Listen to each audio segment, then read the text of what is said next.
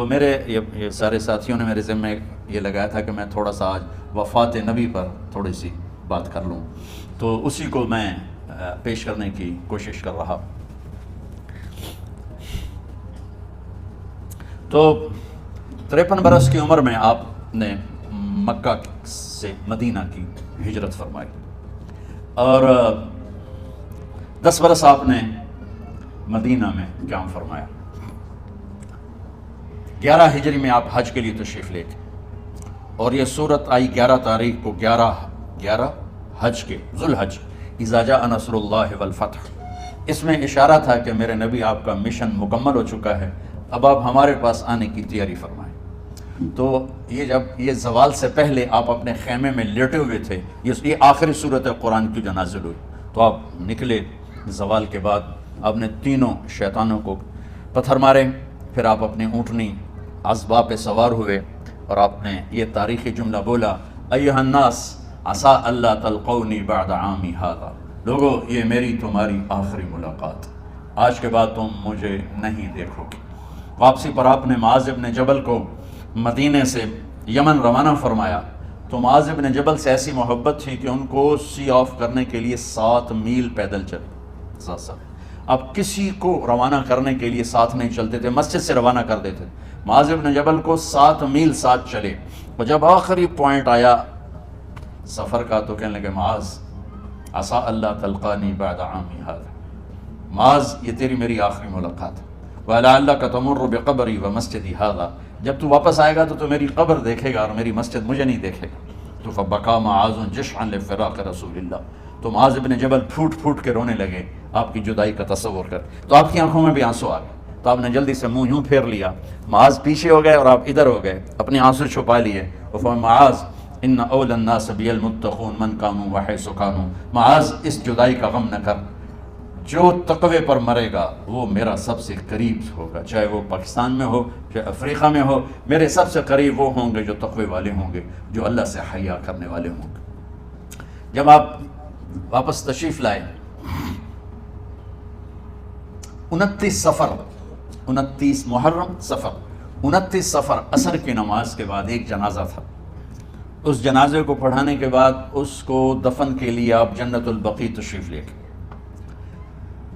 وہاں سے واپس ہونے لگے تو سر درد اٹھا، اور وہ درد ایک دم بڑھنا شروع ہوا، اور اس دن باری حضرت عائشہ کے گھر کی تھی، تو آپ گھر میں تشریف لاتے لاتے درد کے ساتھ بخار، تیز درد تیز بخار، اور 14 دن 12 ربیع 29 30 2 دن یہ اور 12 دن اگلے 14 دن آپ نے بیماری دیکھی، مسلسل سر درد اور مسلسل بخار، اور روزانہ آپ جب گھر بدلتے، اس وقت 9 بیویاں زندہ تھیں، تو آپ پوچھتے کل کس کی باری ہے، کل کس کی باری ہے، جی میمونہ کی ہے، اگلا دن کل کس کی باری، جی حفصہ کی ہے، کل کس کی باری ہے، ام سلمہ کی ہے۔ تو بیگمات نے اس سے سمجھا کہ اللہ کے نبی یہ چاہتے ہیں کہ میں بیماری کے دن عائشہ کے پاس گزاروں، ورنہ آپ کو تو خود پتہ ہے کل کس کی باری ہے، پرسوں کس کی باری ہے، ترسوں کس کی باری ہے۔ تو حضرت میمونہ کے گھر میں آپ تشریف فرما تھے، تو ساری باقی 7 بیگمات جمع ہوئیں، اور انہوں نے آ کے عرض کی، یا رسول اللہ، جب تک آپ بیمار ہیں آپ عائشہ کے پاس آرام فرمائیں، اور جب اللہ آپ کو شفا دے دے تو پھر ہماری ترتیب کو آپ دوبارہ شروع فرما دیں۔ تو آپ نے سب کا شکریہ ادا کیا۔ عدل کی مثال کا اسلام جب دوسری شادی کی اجازت دیتا ہے تو عدل کی شرط لگاتا ہے، اِن لم تعدلوا، اگر عدل نہیں کر سکتے پھر ایک ہی ہے عدل۔ اور آپ نے فرمایا جس نے دوسری شادی کی اور عدل نہ کیا، کتنی مرضی عبادت کر کے آیا تو قیامت کے دن آدھا حصہ اس کا فالج زدہ ہوگا، ایک سائیڈ اس کی فالج زدہ ہوگی، کتنے ہی مراقبے کر کے کتنی ہی نمازیں پڑھ کے آیا ہو، انصاف نہیں کیا تو پورا آدھا حصہ فالج کی پکڑ میں ہوگا۔ تو جب سب بیگمات نے یہ کہہ دیا کہ آپ وہاں گزاریں تو آپ نے شکریہ ادا کیا، علی اور عباس کو بلایا، ان کے کندھوں پہ آپ نے یوں ہاتھ رکھے اور آپ کے پاؤں یوں زمین پہ لگ رہے، آپ پورا پاؤں نہیں لگا پا رہے تھے کمزوری سے، یہ پوزیشن تھی اس طرح۔ اور یہ پیر کا دن تھا، آپ حضرت عائشہ کے گھر میں داخل ہوئے اور اگلے پیر کو حضرت عائشہ کے گھر میں آپ اپنے اللہ کے پاس چلے گئے۔ آخری ہفتہ آپ نے حضرت عائشہ کے گھر میں گزارا۔ صحابہ ملاقات کے لیے حاضر ہوئے تو آپ ان کو دیکھ کے رونے لگے اور فرمایا کہ میں تمہیں اللہ کے سپرد کرتا ہوں، اللہ تمہاری حفاظت کرے، اللہ تمہارا ساتھی ہو، آواکم اللہ، حفظکم اللہ، نصرکم اللہ، بہت دعائیں دی۔ تو عبداللہ بن مسعود رضی اللہ تعالیٰ عنہ نے پوچھا یا رسول اللہ، لگتا ہے جیسے جانے کا وقت ہے، تو آپ کو غسل کون دے گا؟ تو آپ نے فرمایا میرے اہل بیت۔ آپ کو کفن کون دے گا؟ کہا میرے اہل بیت۔ آپ کا جنازہ کون پڑھے گا؟ تو آپ رونے لگے۔ تو آپ نے فرمایا جب تم مجھے غسل دے دو تو سب نکل جانا، سب سے پہلے میرے 2 وزیر جبریل و میکائیل آئیں گے اور وہ میرے اوپر درود و سلام پڑھیں گے۔ ہمارے نبی کا جنازہ ایسے نہیں ہوا اللہ اکبر اور پیچھے صفیں، آپ کی چارپائی کے پاس آ کر صحابہ کھڑے ہو جاتے تھے، وہ میں ابھی بتاتا ہوں۔ تو آپ نے فرمایا سب سے پہلے جبریل و میکائیل آ کر میرے اوپر درود و سلام پڑھیں گے، پھر اس کے بعد 7 آسمان کے فرشتے باری باری آئیں گے۔ جب وہ چلے جائیں گے تو پھر سب سے پہلے میرے خاندان، میرے اہل بیت کے مرد آ کر میرے اوپر سلام پڑھیں گے، پھر ان کی خواتین آ کر سلام پڑھیں گی، پھر ان کے بچے آئیں گے، پھر ان کے نوکر اور نوکرانی آئیں گی، اس کے بعد مہاجرین مکے کے قریش آئیں گے، اس کے بعد ان کی عورتیں آئیں گی، ان کے بچے آئیں گے، ان کے نوکر اور نوکرانی آئیں گی، اس کے بعد مدینہ والے آئیں گے، پھر مدینے کی خواتین آئیں گی، پھر ان کے نوکر نوکرانی آئیں گے، اور اس کے بعد مجھے تم اللہ کے سپرد کر دینا۔ اور پھر آپ نے ایک عجب بات فرمائی جو کسی نبی نے نہیں فرمائی، فرمایا کہ میرے بعد میری آنے والی امت کو میرا سلام کہتے ہیں، اور انہیں کہنا کہ ان کے بعد جو آئیں ان کو بھی میرا سلام کہہ دیں۔ اور اس طرح میرے سلام کو قیامت تک اللہ کے نبی نے پہنچایا کہ ہر آنے والی امت، ہر آنے والی نسل، اگلی نسل کو اس نبی کا سلام پہنچائے۔ آپ کے جانے میں 5 دن باقی تھے، تو آپ نے فرمایا مجھے 7 کنووں کے پانی سے غسل کرواؤ۔ تو 7 کنووں سے پانی لایا گیا مشکیزوں میں بھر کے۔ تو حضرت عائشہ کے گھر میں کوئی ایسا ٹب نہیں تھا جس میں بیٹھ کے وہ آپ نہا سکتے، تو حضرت حفصہ کے گھر سے ٹب منگوایا گیا، آپ اس میں بیٹھے، تہمت باندھا ہوا تھا، کرتا اتارا، اور آپ پر 7 کنووں کا پانی ڈالا گیا، تھوڑا تھوڑا تھوڑا تھوڑا تھوڑا تھوڑا، تو اس سے بخار کی شدت کم ہوئی، اور آپ سر درد کی وجہ سے آپ نے ایسے پٹی باندھی سرخ رنگ کی، اور اس کے بعد حضرت علی اور فضل بن عباس کے کندھوں کا آسرا لے کر آپ مسجد میں تشریف لائے، اور آپ ممبر پر بیٹھے، اور آپ نے فرمایا لوگوں میرے جانے کا وقت آ چکا ہے، میں نے کسی پر زیادتی کی ہو، کسی کو تھپڑ مارا ہو، کسی کو چھڑی ماری ہو، کسی کا حق دبایا ہو، تو میں اپنی جان کے ساتھ، مال کے ساتھ حاضر ہوں، مجھ سے یہیں بدلہ لے لو، آخرت میں میرے خلاف کوئی دعویٰ نہ کرنا، میں آخرت کے حساب کو برداشت نہیں کر سکتا۔ جن کے طفیل لوگوں کا حساب معاف ہوگا، جن کی طفیل، جن کی شفاعت پر لوگ بے حساب جنت میں جائیں گے، وہ روتے ہوئے فرما رہے ہیں کہ میں آخرت کے حساب کو نہیں دے سکتا۔ تو سارے صحابہ رونے لگے، لیکن آپ اپنی بات کو دہراتے رہے، کوئی بھی نہیں اٹھا۔ تو آپ نے ظہر کی نماز پڑھائی، ظہر کے بعد پھر ممبر پر آئے اور فرمایا کہ لوگوں یہیں مجھ سے حساب کتاب کر لو، آگے نہ کرنا، بتاؤ میں نے کسی کا کوئی حق دینا۔ ایک صحابی کھڑے ہو، یا رسول اللہ آپ نے میرے 3 روپے دینے ہیں، 3 درہم۔ تو آپ نے فرمایا دینے ہوں گے ضرور، پر مجھے یاد نہیں، بتاؤ گے کس طرح دینے ہیں؟ کہ یا رسول اللہ آپ کے پاس سائل آیا تھا، آپ سے مانگا، آپ کے پاس تھے نہیں، تو آپ نے مجھ سے کہا تیرے پاس کچھ ہیں؟ تو میرے پاس 3 درہم تھے، تو آپ نے فرمایا تو دے دے، میں بعد میں ادا کر دوں گا۔ تو ہاں یاد آ گیا، میرے نبی کے گھر میں تو تیل نہیں تھا، ایک چھٹانگ جس سے چراغ جلتا، پیسہ کہاں سے آتا؟ تو آپ کے سامنے آپ کے کزن فضل بن عباس کھڑے تھے، آپ نے فرمایا فضل میرا قرضہ ذمہ لیتے ہو؟ جن کے لیے کائنات سجائی گئی، جنت کی چابیاں جن کو پکڑائی گئی، جاتے ہوئے 3 روپے دینے کی ہمت نہیں تھی۔ کہا فضل میرا قرضہ ذمہ لیتے ہو؟ کہا جی یا رسول میں اپنے ذمہ لیتا ہوں۔ کیسے لے لینا؟ آپ گھر تشریف لے گئے، نماز کے لیے آتے تھے، پڑھاتے تھے، جمعرات کو عشاء کی نماز پڑھانے کے لیے اٹھ نہیں سکے، گر گئے،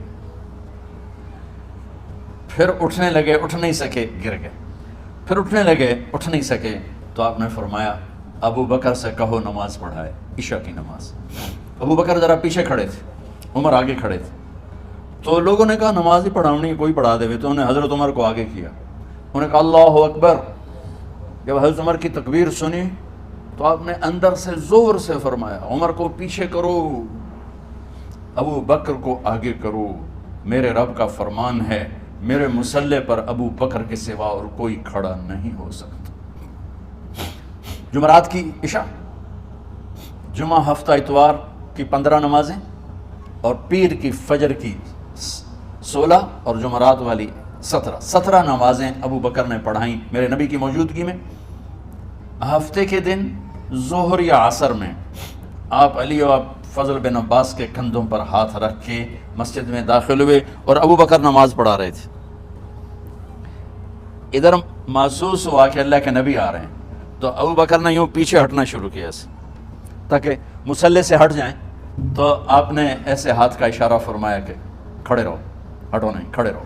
تو وہ پھر آگے مصلی پر آ گئے، تو آپ تشریف لائے اور الٹے ہاتھ ابو بکر کے ساتھ بیٹھ کر آپ نے ظہر یا عصر کی 4 رکعت نماز ابو بکر کی امامت میں ادا فرمائی۔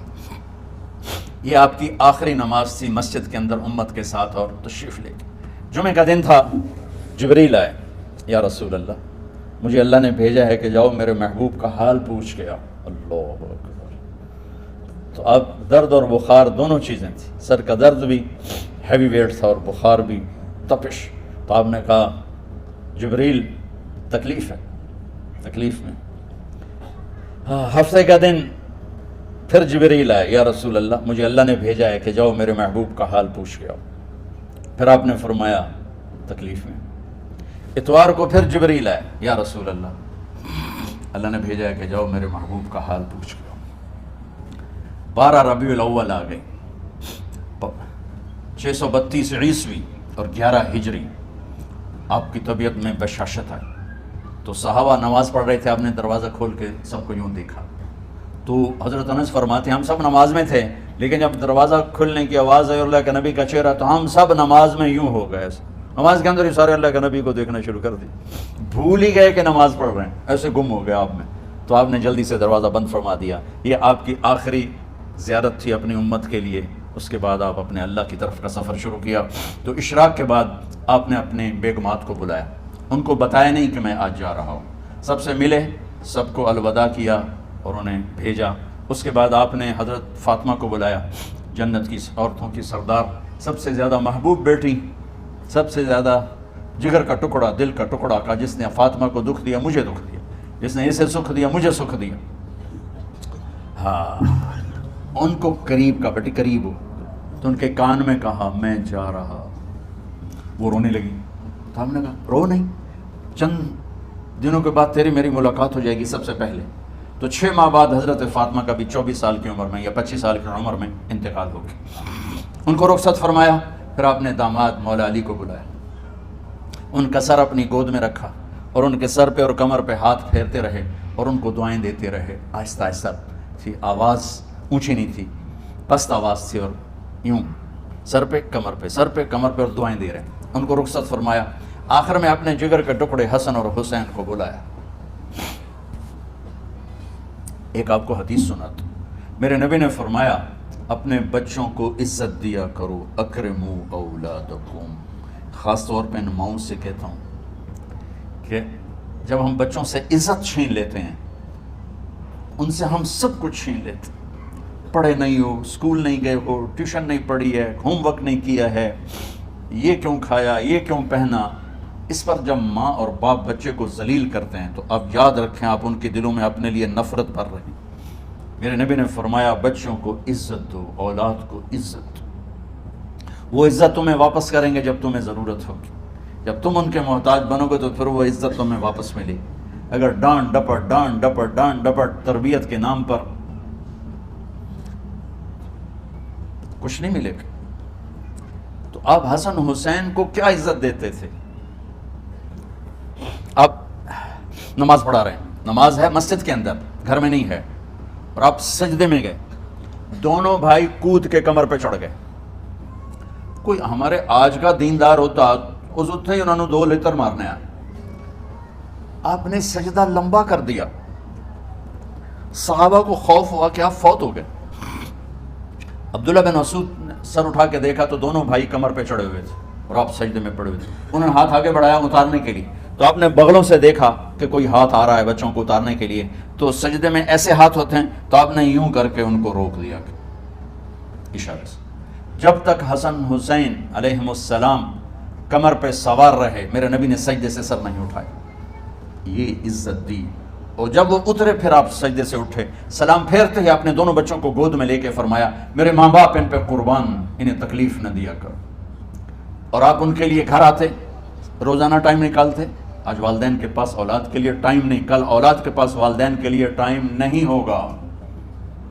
اپنے بچوں کو میں یہ نہیں کہتا ہوں بیٹھ کے نصیحتیں کرو، صرف محبت ٹرانسفر کرو، ٹائم دو، موبائل آف کرو، ٹی وی آف کرو، اور صرف آپ اور بچوں میں ایک ایسا تعلق ہو کہ ان کا بلوٹوتھ بھی آن ہو جائے، آپ کا بلوٹوتھ بھی آن ہو جائے اور سارا ڈیٹا ٹرانسفر ہو جائے۔ بلوٹوتھ کو آن کیے بغیر ڈیٹا ٹرانسفر ہوگا؟ دسو بھائی۔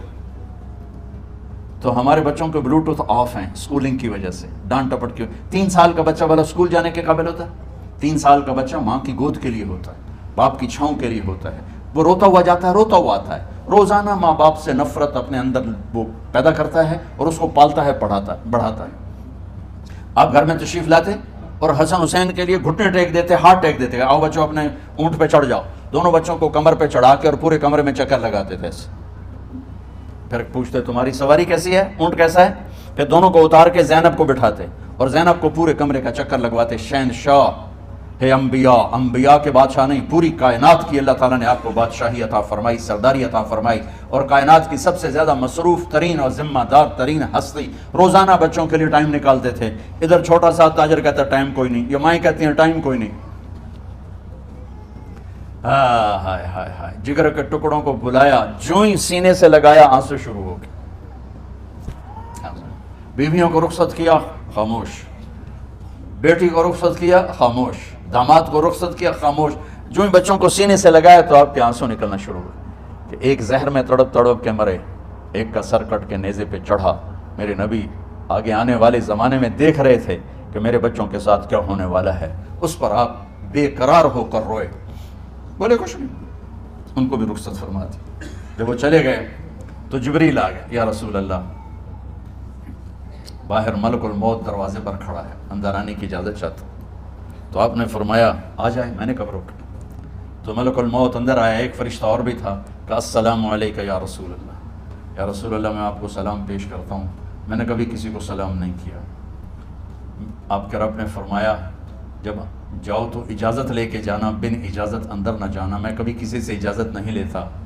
اللہ تعالیٰ نے فرمایا آنا چاہیں تو لے آنا، رہنا چاہیں تو چھوڑ کے آ جانا، یہ اختیار اللہ نے کبھی کسی کو نہیں دیا، آپ پہلی اور آخری ہستی۔ تو آپ نے فرمایا اگر میں اجازت دے دوں تو میری جان نکالو گے؟ میں تو اللہ کے امر کا پابند۔ تو آپ نے جبریل سے پوچھا کیا کہتے ہو، تم کیا کہتے ہو؟ جبریل نے کہا یا رسول اللہ، اللہ آپ کی ملاقات کے شوق۔ میرے بھائی بہنوں، اللہ سے یہ دعا کیا کرو کہ اللہ ایسی موت دے جب جانے کا وقت ہے تو ہماری ملاقات کے شوق۔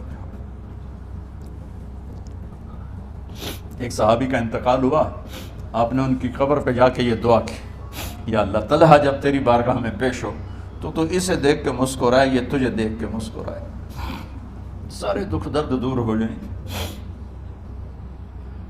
تو جبریل بولے یا رسول اللہ، اللہ آپ کی ملاقات کا شوق۔ آپ نے فرمایا جاؤ اللہ سے پوچھ کے آؤ میرے بعد میری امت کے ساتھ کیا کرے گا، جاؤ پوچھ کے آؤ حسن حسین کے ساتھ کیا کرے گا۔ یہ پوچھنا، ہر کوئی اپنے بچوں کو یاد کرتا، مرنے والے بچوں کو یاد کر، بچے میلاد۔ میرے والد اچانک ہارٹ اٹیک میں فوت ہو گئے تو ہماری بہنیں موجود نہیں تھیں، میری 2 بہنیں، تو میرے والد بار بار کہتے میری دھیاں میں نو ملا دیو، میری دھیاں میں نو ملا دیو۔ اور میرے نبی نے کہا میری امت کا مجھے بتاؤ پہلے کیا کرو گے؟ حسن حسین کا نہیں کہا، جن کو ذبح ہوتے بھی دیکھا، زہر میں تڑپتے بھی دیکھا۔ واہ یا رسول اللہ، آپ نے کیا وفا کی اور ہم نے کیا صلہ دی، سارے خنجر انہی کے سینے میں ہی اتار دیے، ہر تیر کھینچ کے آپ کے جگر پہ پار کیا، ہر نافرمانی کا ٹھیکہ لے لیا۔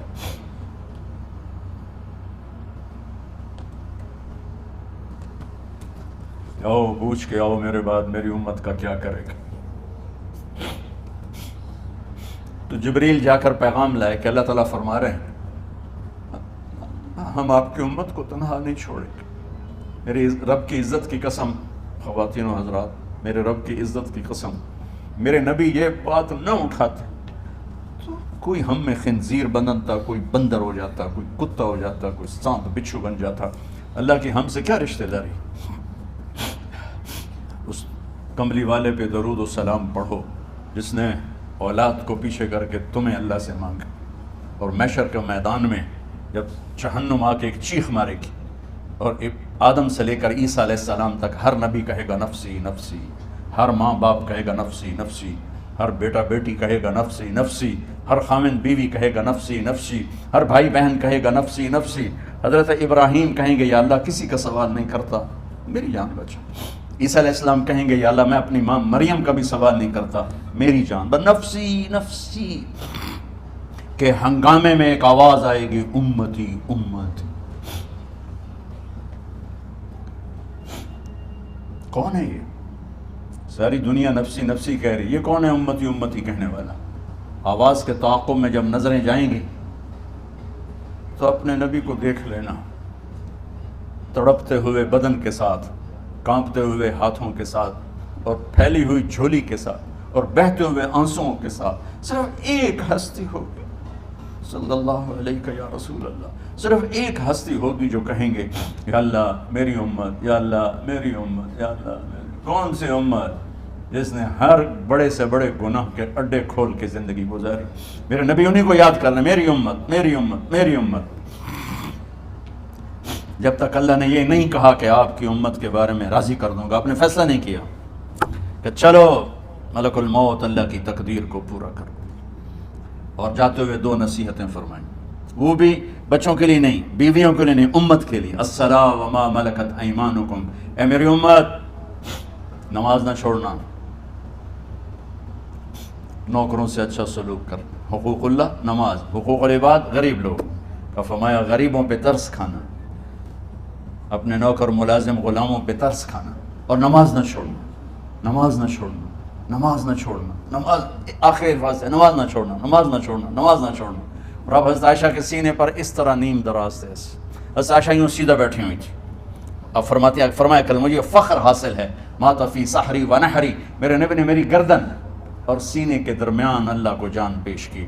آپ اس طرح نیم دراز تھے تو تھوڑی دیر پہلے عبد الرحمن بن عوف آئے، آپ کے عبد الرحمن بن ابو بکر آئے، آپ کے ہاتھ میں تازہ مسواک تھا، تو آپ مسواک بہت فرماتے تھے، تو آپ اتنے کمزور ہو چکے تھے کہ بولا نہیں جا رہا تھا، تو آپ کی نظریں مسواک پہ ٹک گئیں، دیکھے جا رہے ہیں، مسواک کو دیکھے جا رہے ہیں۔ حضرت عائشہ نے محسوس کیا کہ نظریں مسواک پر ہیں، تو کہا یا رسول اللہ اب مسواک کرنا چاہتے ہیں، تو آپ نے تو حضرت عائشہ نے اب بھائی سے لے کر وہ لکڑی اور اپنے منہ میں چبائی اور آپ کے منہ میں اس طرح کر کے خود چلائی، کہا میں وہ خوش قسمت ہوں جس کا لعاب آخری غذا تھی جو میرے نبی کے منہ میں گیا، وہ حضرت ام عائشہ کا لعاب مبارک تھا۔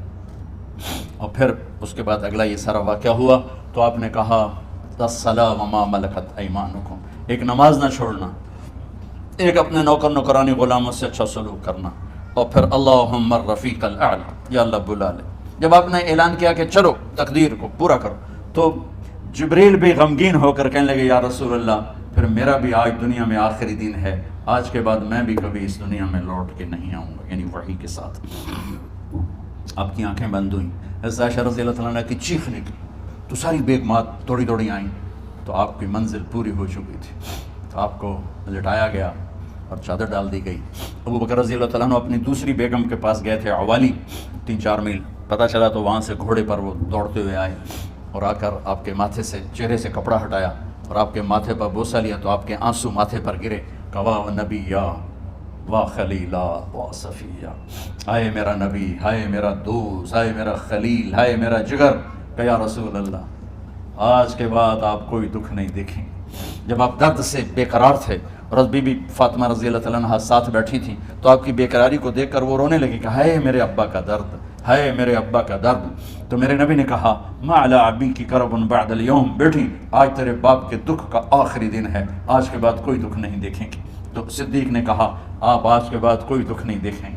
اب تشریف لے گئے مسجد میں، تو کوہرام مچا ہوا تھا، کچھ گمسم تھے، اور عمر رضی اللہ عنہ تلوار اٹھائے ہوئے تھے، جو کہے گا اللہ کا نبی فوت ہو گیا میں سر اڑا دوں گا، وہ فوت نہیں ہوئے، وہ اللہ کے پاس گئے۔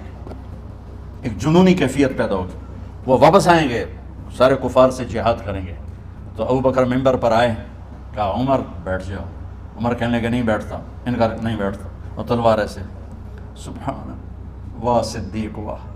آپ نے ممبر پہ کھڑے ہو کر، کیا سونے سے بھی لکھے جائیں تو کم ہے، قیمت اس سے زیادہ ہے۔ میرے صدیق نے کہا لوگو من کان یعبد محمدا فإن محمدا قد مات، جو محمد کی پوجا کرتے تھے تو آج محمد کو اللہ نے موت دی تھی۔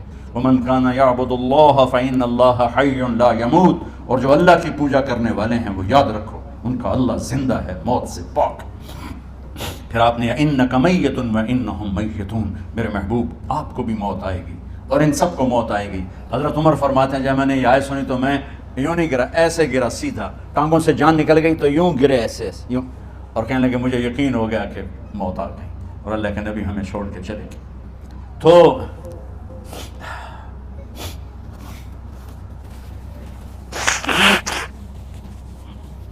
غسل کون دے، کیسے دے؟ اہل بیت نے غسل دینا تھا۔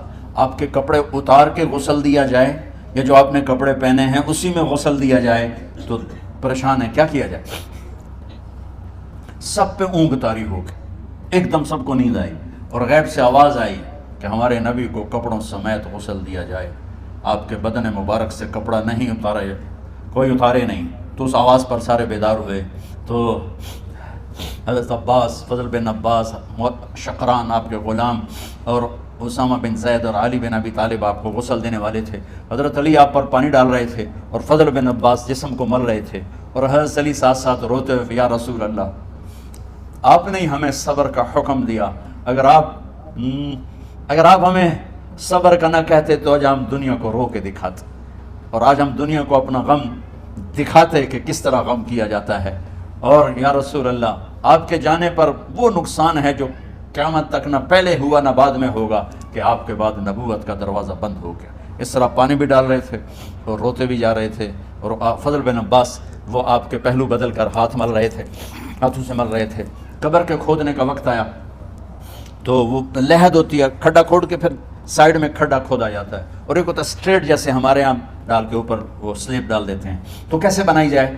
تو ابو طلحہ رضی اللہ تعالیٰ عنہ قبر بناتے تھے والی لحد والی، تو فرمایا جو پہلے آ جائے گا نا وہی قبر تیار کر لے۔ تو ابو طلحہ پہلے آ گئے تو لحد والی قبر تیار کی گئی، اور آپ کے کفن دینے کے بعد وہی وہ سب چلے گئے۔ اس کے بعد باری باری اہل بیت، ان کی خواتین، ان کے بچے، پھر مہاجرین، ان کے خواتین، ان کے بچے، ان کے نوکر، پھر انصار، ان کی خواتین، ان کے بچے، ان کے نوکر۔ تو پیر اور منگل یہ 2 دن سارے گزر گئے، اور منگل کو عشاء کے بعد جا کر یعنی بدھ کی رات آپ کی تدفین کا وقت آیا۔ تو جب آپ کو قبر میں اتار دیا گیا تو مغیرہ بن شعبہ رضی اللہ عنہ کھڑے تھے، انہوں نے اپنی انگوٹھی اتار کے اندر پھینک دی لحد۔ تو پھر کہنے لگے علی کہ میری انگوٹھی نیچے گر گئی ہے، اٹھا لو۔ ایک بہانہ کیا نبی کو بوسہ لینے کا، انگوٹھی پھینک کر فرمانے لگے علی وہ میری انگوٹھی گر گئی ہے، اٹھا لو۔ سب دیکھ رہے تھے کہ پڑی ہوئی کہاں اٹھا لو، تو انگوٹھی کیا اٹھانی تھی، نیچے جا کر اللہ کے نبی کو لپٹ کے اور دھاڑ دھاڑ رونا شروع کیا، سب صحابہ کی چیخیں نکال دی۔ انگوٹھی تو ایک بہانہ ہی تھا، آخری شخص جس کا جسم نبی کے جسم سے ٹچ ہوا وہ مغیرہ بن شعبہ ہے۔ تو پھر سب نے شور مچایا کہ باہر نکالو، باہر نکالو، باہر نکلو، باہر نکلے۔ تو اینٹیں لگائی گئیں، پھر مٹی ڈالی گئی۔ تو جب واپسی ہوئی تو حضرت انس گزرے تو حضرت فاطمہ کھڑی تھیں، طابت نفوسکم ان حسیتم علی رسول اللہ التراب۔ انس کس جگر کے ساتھ تم نے نبی کو مٹی میں چھپا دیا، کس جگر کے ساتھ تم نے نبی کو مٹی میں چھپا دیا۔ اللہ سے ملا دے۔ قبر دیکھنے کو خوفناک ہے، اگر اللہ راضی ہے، جب کبھی قبر سے ڈر لگتا ہے، بہت ہی لگتا ہے، تو خیال آتا ہے اگر اللہ راضی ہے پھر تو مسئلہ ہی کوئی نہیں ہے، چونکہ اللہ نے اپنے محبوب کو بھی قبر میں اتارا۔ یہ نہیں کہا کہ ایک خوبصورت بیڈ روم بنا کے اس میں لٹا دو، کہا قبر میں اتارو۔ اگر اللہ راضی ہے تو مرنے والی ہو یا مرنے والا ہو تو مزے ہی مزے ہیں۔